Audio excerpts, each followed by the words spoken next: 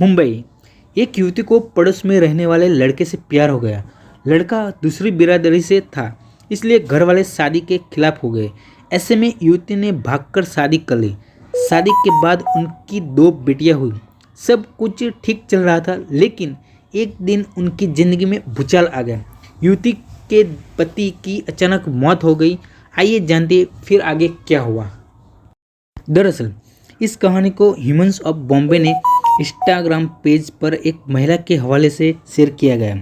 महिला के मुताबिक जब वो 15 साल की थी तब पड़ोस में रहने वाले मयूर नाम के लड़के से मिली थी। कुछ ही समय में दोनों अच्छे दोस्त बन गए और एक दिन मयूर ने उसको प्रपोज कर दिया।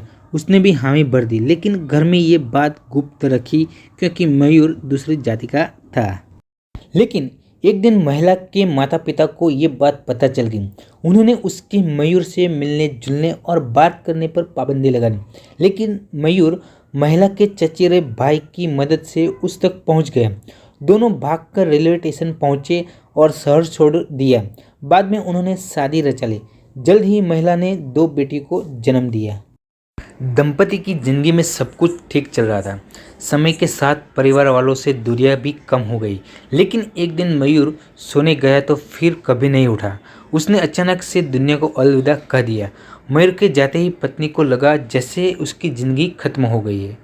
32 साल की उम्र में अकेले 2 बेटियों की परवरिश कैसे होगी, ये सोचकर ही वो डर गई। लेकिन बेटियों ने माँ को समझाया, पिताजी हमारे दिलों में हमेशा में रहेंगे, लेकिन हमें जिंदगी में आगे बढ़ना होगा। बेटियों के जज्बे से प्रेरित होकर अकेली माँ ने उनकी परवरिश का जिम्मा उठाया और देखते ही देखते 7 साल कैसे बीत गए पता ही नहीं चला। लेकिन उस दौरान उनकी ज़िंदगी में एक शख्स आया जिसने उनके घर को फिर से खुशी से भर दिया। जब मिला दूसरा जीवन साथी।